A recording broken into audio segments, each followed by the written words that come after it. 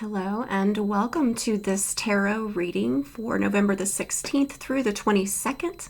My name is Angelyn. Thank you so much for joining me. If this is your first time, welcome. Okay, we have for the theme of the week, the Magician. The Magician tells us to look at what is outside of us, look at what is inside of us, and see how they are the same.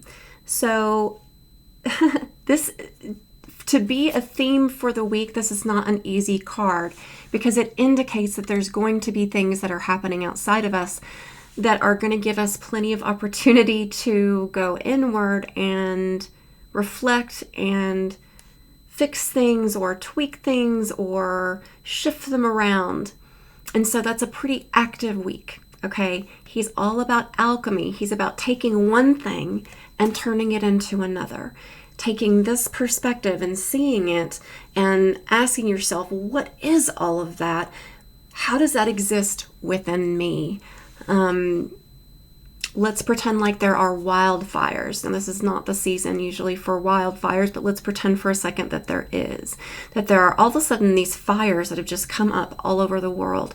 That would be very noticeable, right? Like that would be, there is usually a season where that does happen, right? Where they're all over the world. Well, what does that mean? Well, that's an awful lot of fire that is coming up. Fire is about destruction, but it's also about regrowth. It's about creating new things. It's about transformation.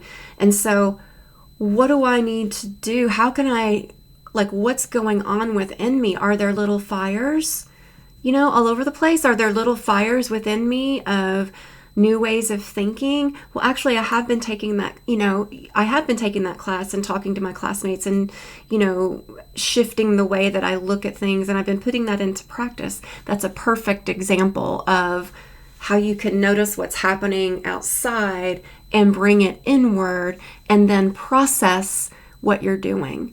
Sometimes doing this process will bring awareness to something that you're doing and didn't know it. So in the same way, the fires could indicate all those little bitty bothersome arguments that you've been having with, that guy from work and your partner and your child and the woman that works for you or whatever, and how is that creating destruction in your life so that you can look at it and change it. So it's an active card. It's a card that says there's going to be some reflection this week, and that's okay. But that's a little more work than sometimes we get. Okay, so Sunday, November the 16th, we have the Empress. The beautiful, beautiful, sweet, sweet Empress. I just love her. She's so soft. She's the mother that every single person wishes that they had had. Soft and kind and considerate and loving, and also one that would hold you accountable and that would teach you how to be a grown-up someday, but in an honest way that's gentle. And so she often indicates, where do you need to put in some gentle boundaries with yourself? Are you always 5 minutes late, Angelyn? I am. It's a toxic trait. Okay, this is a good example. And so let's look at that. And let's just set some gentle boundaries with yourself about starting to get ready a little earlier or planning out the things you need to take at an earlier time or something. That would be what mine is. What's yours going to be on Sunday? Do the reflection, see if you can kindly and gently set a little boundary with yourself. Monday, we have the King of Cups. The King of Cups is also really beautiful. He's about being able to trust yourself and knowing that you are going to take care of yourself no matter what. So if you're in a situation that suddenly becomes unsafe, the King of Cups says, I know what you'll do. You'll get out. You're not going to stand there. Or you're going to, if someone is hurting your child, you're going to stop them or whatever, right? So it's that trust that we build through repetition after repetition after repetition of doing the thing that aligns with us. When I take care of myself, when I do the things that are in alignment with me, I build trust in myself that I'm going to do what's right. And when that happens, then I can go anywhere and do anything. I can talk to anybody, and I'm not going to get hurt the way that I was before I had boundaries. Ooh, so I wonder, is the Empress telling us to take care of some things on Sunday so that on Monday we have the ability to walk away if we need to? Something to consider. On Tuesday, we have the Two of Swords. The Two of Swords is about a clash, like a conflict. You might have differing opinions, simultaneously about something. You might be able to see both sides of something and not know what the right answer is. Tuesday, it looks like there's going to be some indecision, or it feels more clangy than indecision. It feels more sharp than indecision. It's like two different ideas that are not jiving at all. So it might be inner conflict. It might be conflict outside of you. It might be conflict in your home. I don't know. Please pay attention to where there is conflict and try to mitigate that as much as you can. Remember that more than anything, what tarot is a way to forewarn you of things. So if we know that there's going to be a clash or a disagreement on Tuesday, we're going to make sure that that's the day that we really deeply ground and that we meditate and that we do all of the things that help restore us so that we don't get into a conflict with someone, that we're really clear on how we feel about something. We're not in internal conflict, things like that. So that's a way you can work with that card. On Wednesday, we have the Devil. So Wednesday's the 19th of November. We have the Devil. The Devil indicates, the angel on one shoulder, the devil on the other. This is the devil on the other. He's the one saying, just do it. Just do the thing you want to do. Just do it. Even though it's not good for you. Stay up till 3 a.m. Even though you have to get up at, 6. It also could be, because there's going to be times when we kind of need to indulge the devil, or that we want to indulge the devil, that we are going to buy the thing anyway, even though we don't need it.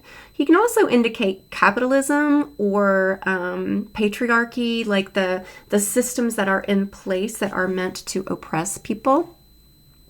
And so this card can indicate some kind of temptation from that. Something that, a good example of this might be, they've decided that no one gets health insurance at all. Everyone is going to have health insurance if they buy it from the federal government at this price, and the federal government decides what doctors you go to and things like that, and what you're allowed to do rather than an insurance company. So it could be like that a system takes control of something that doesn't necessarily feel good. Be aware of whatever temptation is in the room, and be aware how you are, pay attention to your thoughts in terms of how you're dealing with it, how you're talking to yourself about it, and things like that. Thursday, we have the Three of Wands. And so this is like a lot of energy. It can mean movement to a place you've never been before, or maybe this is a day that you try something new and you go to that new meditation center you've been wanting to go to, or the new book club that you've been wanting to try out. It could also mean that you need to integrate, spend time braiding. When there's 3, you can braid information and make it make sense. So it could be a good day for that too. On Friday, we have the Ace of Wands, and the Ace of Wands is about this sort of insertion of new energy, this awareness of a new desire to do something or a new want to go into a new direction. But it's energy. It's like, ooh, I could get into this. I could do this thing. It often feels like motivation. So it could be that there's a new level of motivation for you, or a new motivator that's in your life. Pay attention to that. It's always masculine energy. Often it's fire, which is about movement and doing something different. So it would be a good day to change a habit. You could try that on Friday.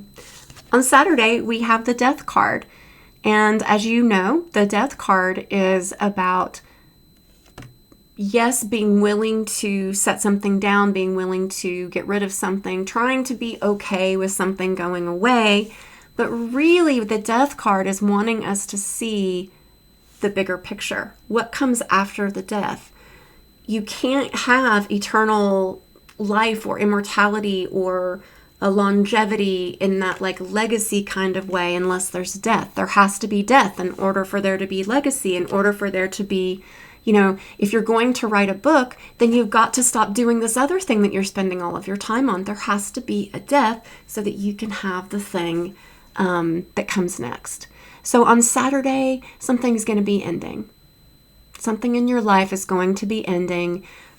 Pay attention and do your very best to try to alchemize, right? We're going back to our theme for the week. Try to alchemize what's out there with what's in here. What is dying out here that is also leaving in here?